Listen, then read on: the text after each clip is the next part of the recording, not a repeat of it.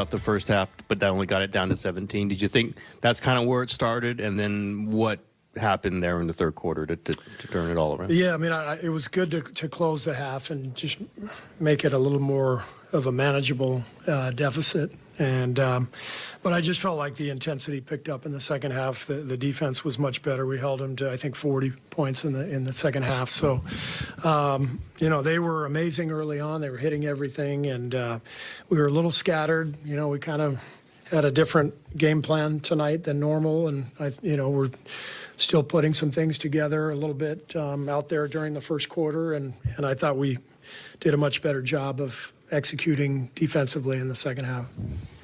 Steve, how do you think they executed the defense on Dame? It felt like you decided to just take him out. Yeah. I don't think you guys don't do that often. What did you think of the execution of that? Well, I mean, we know all too well what Dame can do, you know, when he gets rolling. So that was the plan from the beginning. Like, let's try to take him out. And the biggest thing was not fouling him.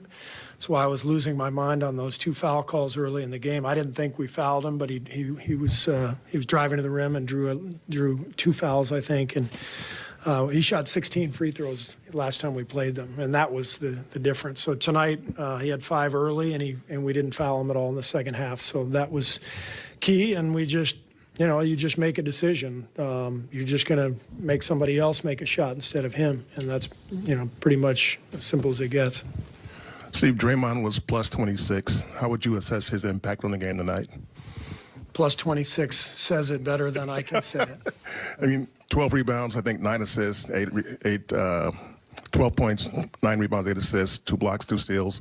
Just how important was it to have him back tonight? Yeah, I mean, it was huge, especially with the game plan. I mean, Draymond is as good as anybody I've ever seen executing the stuff we were doing tonight. You know, it's just basically becomes a zone on the backside of the play. If you're going to double Dame, you know, at half court or blitz him or whatever, you have to have somebody like Draymond or Loon on the backside, or both of them, to navigate what's happening, because it's basically 4-on-3. And I thought they executed beautifully there, and that's why I left the starters out there for as long as I did to start the third quarter.